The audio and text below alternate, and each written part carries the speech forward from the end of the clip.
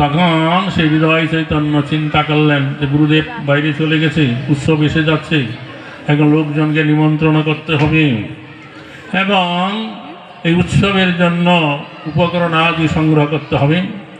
তখন তিনি পত্র লিখে নিমন্ত্রণ পাঠালেন বিভিন্ন বৈষ্ণবগণের কাছে এবং উৎসবের আয়োজন করতে লাগলেন। তখন এই দিকে গৌরীদাস পণ্ডিত যখন এলেন, দেখছেন উৎসবের সমস্ত কিছু তৈরি রেডি হয়ে গেছে। তখন গৌরীদাস পণ্ডিত মনে মনে সন্তুষ্ট হইলেন, তথাপি তিনি শিষ্যকে পরীক্ষা করবার জন্য বললেন, তুমি আমার অবর্তমানে এরকম পত্র পাঠিয়েছ, উৎসবের আয়োজন করেছ, তোমার এইরকম স্বতন্ত্র কার্যকলাপ ঠিক নয়। তো তুমি যা কিছু আয়োজন করছো সমস্ত দ্রব্যাদি নিয়ে তুমি অন্যত্র গিয়ে এই উৎসব করো।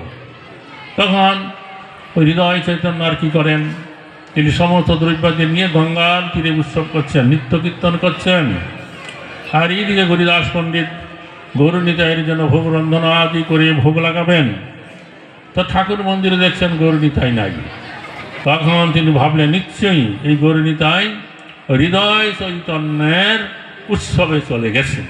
তখন তিনি একটা লাঠি নিয়ে তিনি সেই গঙ্গার তীরে গেলেন। তখন গৌরনীতাই যখন দেখলেন যে হৃদয় চৈতন্য একটু ক্রোধান্বিত হয়ে আসছে লাঠি নিয়ে, তখন গৌরনীতাইকে বললেন, হৃদয় চৈতন্যের হৃদয়ে প্রবিষ্ট হইলেন। তখন তার হাতে যে লাঠিগান ছিল তেও পড়ে গেল।